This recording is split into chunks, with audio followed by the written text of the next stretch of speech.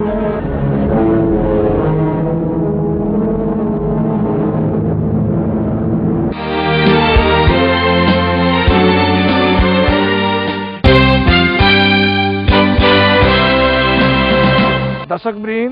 नमस्कार।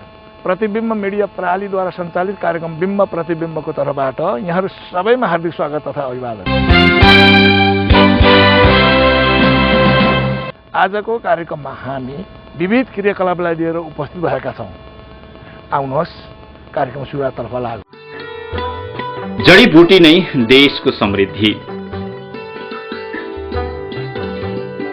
देशमा पाइने जडीबुटीको संकलन गरेर औषधि र वासनादार उपयोगी वस्तु उत्पादन गरी वनस्पतिलाई आर्थिक उन्नतिको आधार बनाउने उद्देश्यले विक्रम सम्वत 2038 सालमा जडीबुटी उत्पादन तथा प्रशोधन कम्पनी लिमिटेडको स्थापना गरिएको हो।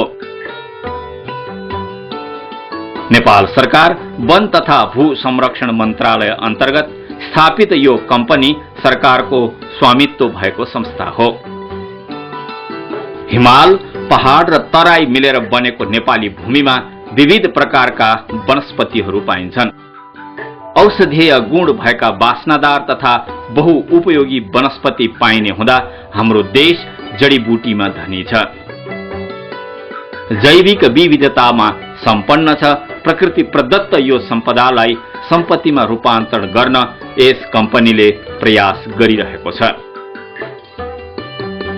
मुख्य गरी देशमा पाइने जडीबुटीको समुचित संकलन गर्ने, जडीबुटीको खेती विस्तार गर्ने, प्राप्त जडीबुटीको प्रशोधन गरी औषधि लगायत उपयोगी वस्तुको उत्पादन गर्ने, उत्पादित वस्तुलाई राष्ट्रिय तथा अन्तर्राष्ट्रिय बजारमा बिक्री वितरण गरी आर्थिक लाभ प्राप्त गर्ने उद्देश्य राखी कम्पनीले काम गरिरहेको छ। जडीबुटी उत्पादन तथा प्रशोधन कम्पनी लिमिटेडले नेपाल राज्यमा पाइने सबै जडीबुटीहरूलाई एउटा वैज्ञानिक तौरबाट व्यवस्थित गर्ने उद्देश्य र त्यसलाई चाहिँ प्रशोधन गरेर आम जनताको आम्दानी कसरी वृद्धि हुन्छ, उनीहरूको रोजगारी पनि कसरी वृद्धि हुन सक्छ त्यसतर्फ सोचिराखेको छ भनेदेखि दोस्रो त्यसलाई भ्यालु एड ती जडीबुटीहरू कोरा अहिलेसम्म जुन रूपमा कोरा जडीबुटीहरू सङ्कलन गरेर नेपालबाट इन्डियामा जाने अथवा विदेशी मुलुकमा जाने र त्यहाँबाट महँगो मूल्यमा औषधि किन्ने प्रक्रियालाई दुरुत्साहन गर्नको लागि किन पहिले नै ती कोरा जडीबुटीलाई तत्त स्थानमा जुन ठाउँमा पाइन्छ त्यही ठाउँमा प्रशोधन गरिसकेर अनि त्यहाँबाट बल्ल चाहिँ आएको जुन तेल हुन्छ अथवा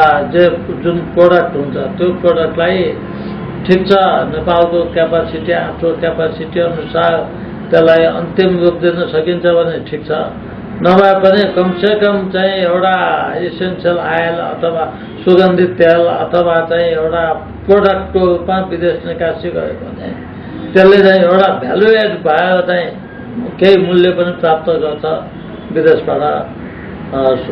एकदमै सस्तो कोरा मूल्यमा जानु पर्दैन।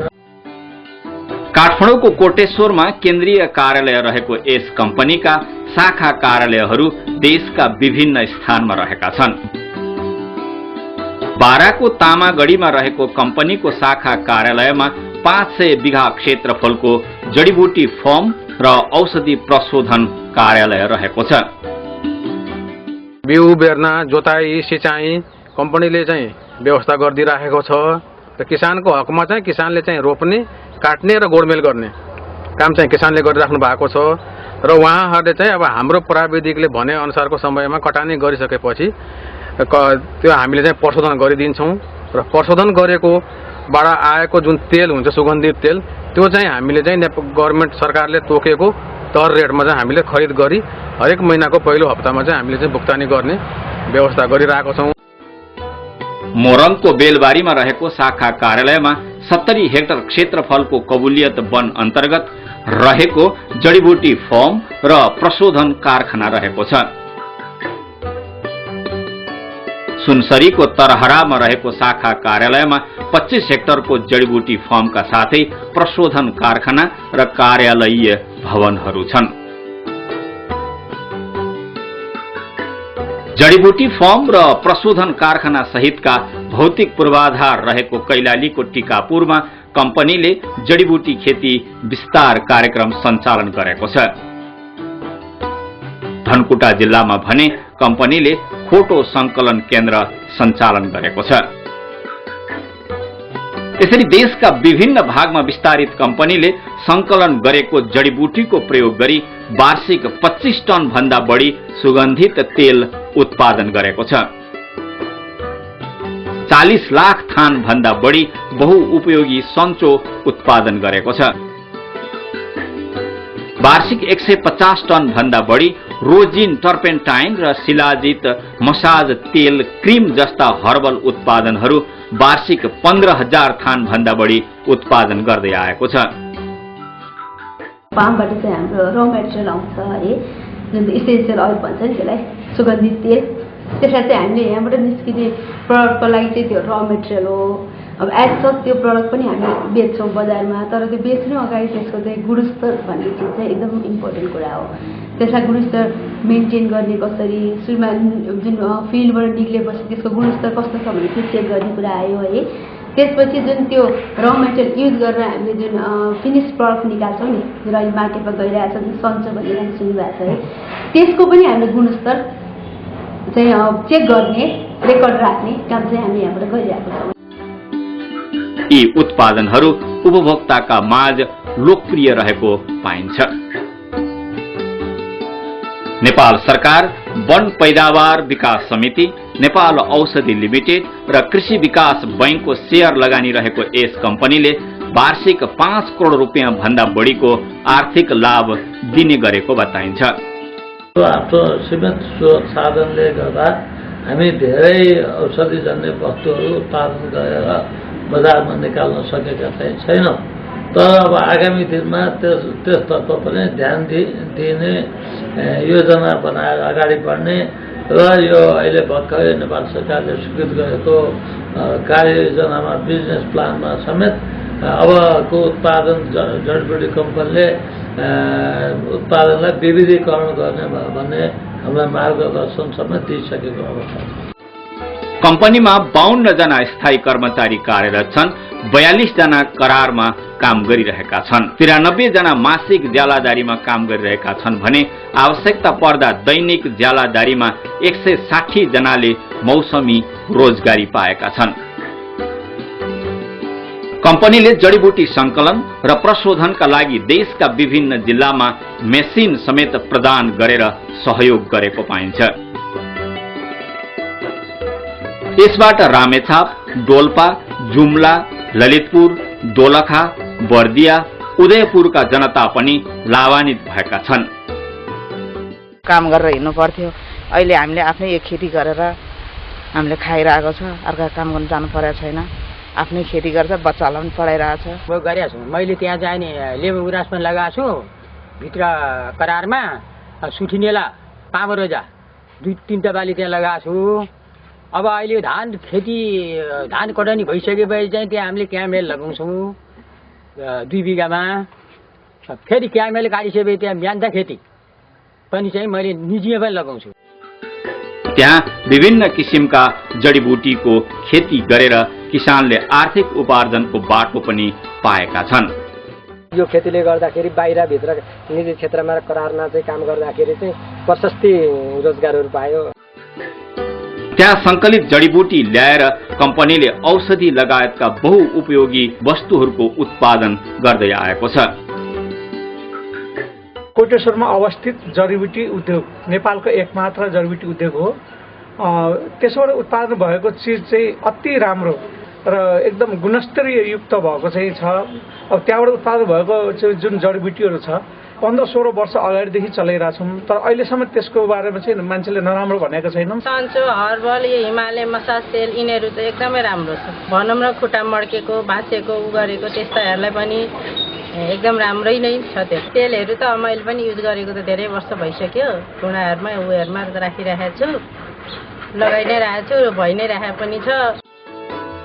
कम्पनीका यस्ता कार्यक्रमले गर्दा सुदूर र सुगम दुवै क्षेत्रका जनताले लाभ पाइरहेका छन्।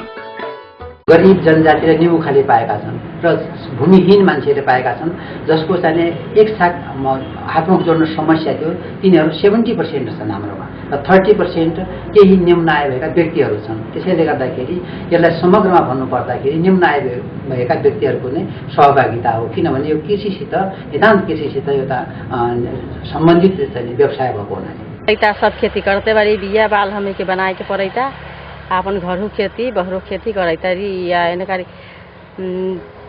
सीट नेला नेमन ग्रास के खेती 3 गति का बाली के होइता नेला नेमन ग्रास तो सब अपनी कटाईता प्रशोधन होइता बाहर आया भाई धान खेत काट के केमा मिल रोपम केमा मिल काट के तो मेन्थारो खेती करम। यो देशको प्राकृतिक स्रोतको सदुपयोग गरी जनता र राष्ट्रलाई सम्पन्न बनाउने संस्थाको रूपमा यो संस्था अघि बढिरहेको स्थानीयहरू बताउँछन्। जति पनि जडीबुटीबाट उत्पादन भएका वस्तुहरू छन् ती सबै प्रभावकारी छन् अहिलेसम्म र जडीबुटीको क्षेत्रमा सरकारले धेरै राम्रो पहल गर्नुपर्छ। जडीबुटीको लागि अलिकति प्रोत्साहन पनि दिनुपर्छ उत्पादनकर्ताहरूलाई, जसले जडीबुटी उत्पादन गरेको छ प्रोत्साहन दिएर त्यसमा अब सरकारले के पहल गर्न सक्छ। अहिलेको एलोपेथिक औषधि छ त्यो त रसायन मिलाएको छ, त्यसले प्रतिकूल असर परिरहेको छ। अधिकांश मानिसहरू एलोपेथीको प्रतिकूल असरले गर्दाखेरि रोगी र पीडित छन्। त्यसको विकल्प यो प्राकृतिक औषधि जडीबुटी औषधिहरूलाई व्यापक प्रचार प्रसार गर्ने कुराहरूमा अझ कमजोरी छ। यसरी जनतासँग प्रत्यक्ष सम्बन्ध राखेर काम गर्ने जडीबुटी उत्पादन तथा प्रशोधन कम्पनी लिमिटेडले आगामी दिनमा कम्पनीलाई अझ बढी व्यावसायिक र सुविधा सम्पन्न बनाउने लक्ष्य सहित काम अघि सारेको कम्पनीका महाप्रबन्धक बताउनुहुन्छ। अब हामी अति आवश्यक कर्मचारीहरू प्राविधिकहरू कर्मचारी मात्र पदपूर्ति गर्ने र अन्य कर्मचारीहरू पदपूर्ति नगरेर स्टाफको चुस्त दुरुस्त चाहिँ म्यानेजमेन्ट बनाउने पक्षमा चाहिँ छ। यसका लागि कम्पनीले नेपाल सरकार र विदेशी दात्री निकायसँग पनि नीतिगत र आर्थिक सहयोगका लागि योजना अघि सारेको पाइन्छ। राज्यको मात्र भर पर्ने भन्दा निजी क्षेत्र र हामी सबै मिलेर साझेदारीमा जान सक्यौँ, पब्लिक प्राइभेट पार्टनरसिपमा जान सक्यौँ भनेदेखि उनीहरूबाट प्राइस डिस्टर्ट हुने कुराहरू पनि हुँदैन र यसले चाहिँ एउटा अन्तिम रूप। अब विदेशमा ठुलो ठुलो लगानी प्राप्त हुन्छ, यहाँ लगानी राज्यले गर्न चाहेको अवस्थामा पनि कतिपय दैनिक आवश्यकता पुरा गर्न नसकिरहेको अवस्थामा सम्पूर्ण कुरा यसमा देऊ भन्नु पनि नसकिने अवस्था निजी क्षेत्रले पनि यसमा साझेदारी गर्न सक्यो भने यसले अझ बढी धेरै बहुमूल्य जडीबुटीहरूको बहु सदुपयोग गरेर हामीलाई आत्मनिर्भर देशलाई आत्मनिर्भर बनाउन सक्छ। देशमा पाइने वनस्पतिबाट उत्पादन हुने वस्तुको गुणस्तर प्रमाणीकरण गर्न आवश्यक प्राविधिक सुविधा जुटाउनेमा पनि कम्पनीले योजना अघि सारेको छ। यो गुणस्तरलाई चाहिँ मेन फोकस गरेर जताबाट पनि यो कम्पनीले काम गर्ने त्यो दायराभित्र विश्वमा पर्छ गुणस्तर चाहिँ। जबकि जो हाम्रो फार्मबाट प्रडक्ट निक्लिन्छ नि इसेन्सियल अयल सुगन्धित तेल, त्यो निक्लिने बित्तिकै जुन हाम्रो ड्रमहरूबाट यहाँ सप्लाई गर्छ बेच्ने त मेन निकाय त यहाँ हो, उताबाट पनि अब केही हदसम्म बिक्री होला। यहाँबाट बिक्री गर्नु अगाडि चाहिँ हामीले त्यसको गुणस्तरलाई मेन्टेन गर्ने, रेकर्ड गर्ने, राख्ने त्यो काम चाहिँ गर्छ। जलस्रोत र जंगलपछि अर्को ठूलो प्राकृतिक सम्पदा मानिने जडीबुटीमा राज्यले यथेष्ट ध्यान दिने हो भने गरिबी निवारण र राष्ट्रिय समृद्धिमा बल पुग्ने देखिन्छ। राज्यले चाहिँ यो जुन अलि यो जडीबुटी उद्योगलाई चाहिँ हेलसेक्राइ गरे जस्तै छ। अब के छ भने नेपाल एउटा चाहिँ जडीबुटीको धनी देश हो र यो जडीबुटी उद्योगसँग चाहिँ नेपाल सरकारले मिलेर चाहिँ अलि त्यसलाई चाहिँ बजेट बढाइदिएर चाहिँ त्यो व्यापक रूपमा चाहिँ यो जडीबुटी चाहिँ खेती गराएर जडीबुटी उत्पादन र प्रशोधन गराएर चाहिँ र देश के अरे प्रत्येक जनमानसको चाहिँ घर घरमा पुगाउन सकेमा देशले एउटा कान्छुली फेर्ने थियो र नेपालको जनताहरूले पनि धेरै रोजगारी पाउने थियो। यसले उत्पन्न गरेका सामग्रीहरूको गुणस्तरका बारेमा अहिलेसम्म कतैबाट शिकायत केही आएको छैन र कसैले केही भनेका पनि छैनन्। जसले यो जडीबुटी प्रशोधन केन्द्रबाट उत्पादन भएका चिजहरू प्रयोग गरेका छन्, जस्तै सन्चोकै नाम लिउँ न, जहाँ पनि सबैले सुनेका छन्, तर त्यो कुन धेरै नै टाउकामा लागि नै रह्यो, नाकमा लागि नै रह्यो, एक जति बेला पायो त्यति बेला नै प्रयोग गरिरह्यो भने त्यसले पनि त सन्चोको ठाउँमा असन्चो हुन सक्छ नि भन्ने कुरा चाहिँ प्रचार प्रसार अलिक व्यापक हुनुपर्ने, त्यसको कमी भइरहेछ, त्यतातर्फ ध्यान दिनुपर्छ। देशमा 700 प्रजातिका जडीबुटी पहिचान गरिसकिएकोमा हालसम्म जम्मा 162 प्रजातिका जडीबुटीको मात्र आर्थिक कारोबार गरिएको छ। बाँकी जडीबुटीको संकलन र व्यापार गर्न सकिने अपार सम्भावना बाँकी नै छ। अयोग्य पुरुषो नास्ति योजकस्तत्र दुर्लभ। एउटा नीतिमा के भनेको छ भने यो संसारमा जति पनि वनस्पतिहरू छन्, जडीबुटीहरू छन्, सबै औषधि हुन् र प्रत्येक व्यक्ति सबै योग्य हुन्छन्, तर त्यसलाई प्रयोग गर्ने र प्रयोगकर्ताको बुद्धि, विवेक र त्यसको चाहिँ क्षमतामा निर्भर गर्दछ। र हाम्रो देश नेपाल साँच्चै भन्नुहुन्छ भने जडीबुटीले परिपूर्ण भएको र मृत्यु सञ्जीवनी बुटी पनि पाइने राष्ट्र मध्येमा यो गनिन्छ र विश्वमा हाम्रा देशका धेरै जडीबुटीहरू नाम मात्रको मूल्य तिरेर बाहिर जान्छन् र त्यसलाई प्रशोधन गरेर ल्याएर हामीहरूले धेरै बहुमूल्य पदार्थहरू तिरेर रकम तिरेर हामीहरूले त्यसलाई प्रयोग गरिरहेका हुन्छौँ। यी जडीबुटीको विदेश निर्यात गर्न सकिने सम्भावना पनि उस्तै छ। यसमा राज्यले चासो दिएर कम्पनीलाई अझ व्यापक बनाउने हो भने यसले ठूलै आर्थिक योगदान गर्ने देखिन्छ। सुधार गर्नुपर्ने समय सापेक्ष खेतीको सन्दर्भमा होस्, ती मेसिनका सन्दर्भमा होस्, ती कुराको लागि हाम्रो पुँजीको अभाव थियो। अहिले हामीले पुँजी पाएका छौँ र त्यसका निम्ति अहिले एउटा नयाँ बिजनेस प्लान, व्यावसायिक योजना, प्रत्येक शाखाको अलग अलग व्यावसायिक योजना बनाएर त्यो शाखामा हामीले के गर्दाखेरि त्यो शाखा आफू पनि सर्भाइभ हुन्छ र मुनाफामूलक हुन्छ भन्नका निम्ति हामी त्यो प्रयासको अहिले खुट्किलामा हिँड्ने प्रयास गरिराखेका छौँ। त्यो 100 वर्ष बाँच्ने कला नै जो यही जडीबुटी र आयुर्वेद औषधिमा छ। यो कुराहरू जडीबुटी कम्पनी सङ्घ संस्थाले यसलाई व्यापक विस्तार प्रचार प्रसार गर्न थप कदम चाल्न आवश्यक। यसमा राष्ट्रिय अन्तर्राष्ट्रिय सहयोग पनि यो कम्पनीले लिनुपर्छ। र अरू कुरामा चाहिँ अन्तर्राष्ट्रिय सहयोग लिने, जडीबुटीमा चाहिँ अन्तर्राष्ट्रिय सहयोग किन लिने? अन्तर्राष्ट्रिय संयुक्त राष्ट्र सङ्घ, विश्व स्वास्थ्य सङ्गठन, मित्र राष्ट्रहरूको सहयोग लिएर यसमा गर्नुपर्छ। देशको एकमात्र आधिकारिक जडीबुटी कम्पनीलाई देश विदेशमा चिनाउने गरी स्रोत साधनले सम्पन्न गराउनु पर्नेमा यसमा राज्यले उचित ध्यान दिनुपर्ने सम्बन्धित अधिकारीको भनाइ छ।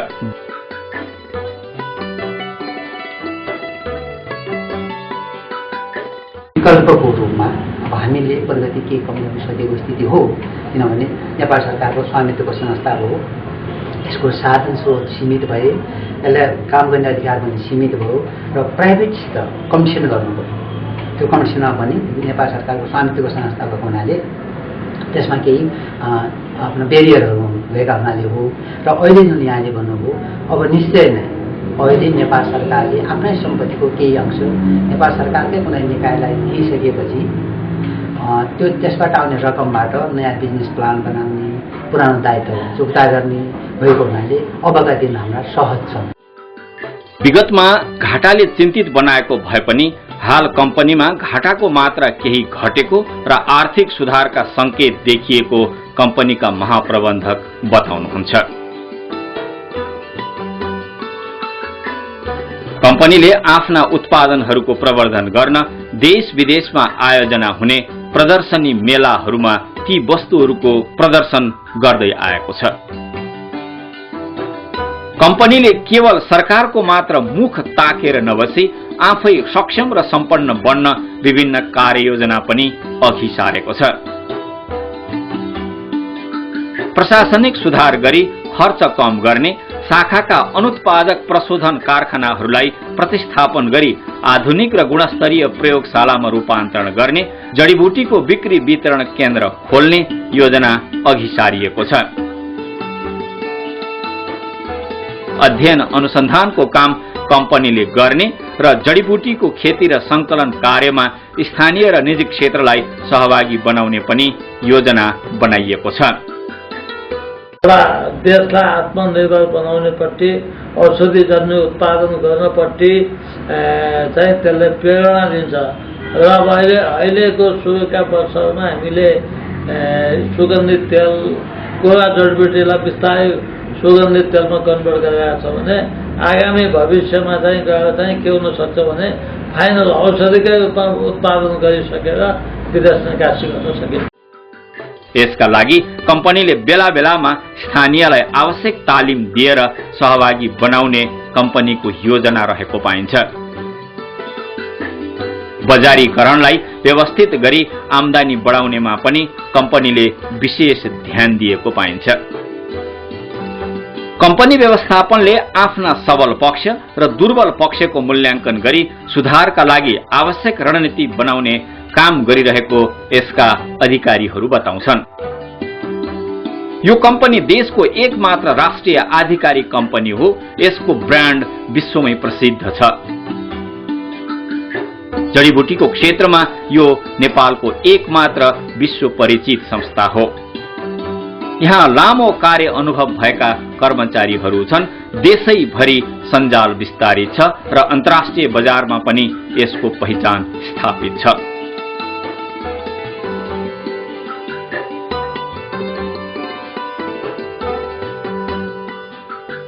निजी क्षेत्रबाट उत्पादित जडीबुटी जन्य वस्तुमा यसले प्रतिस्पर्धा गर्नुपर्ने अवस्था छ। वितरणमा पनि समस्या छ।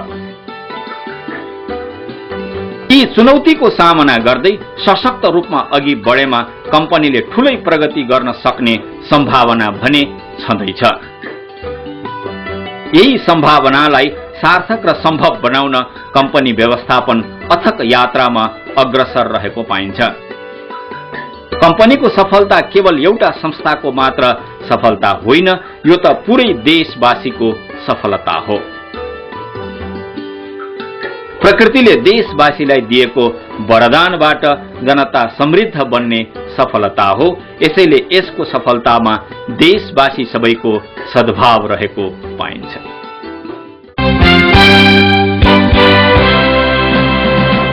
हस् त दर्शकवृन्द, यहाँलाई यो कार्यक्रम कस्तो लाग्यो? आगामी साता पनि यस्तै विविध सामग्री लिएर उपस्थित हुनेछौँ। त्यतिखेरसम्मका लागि म लगायत हामी सबैलाई बिदा दिनुहोस्। नमस्कार।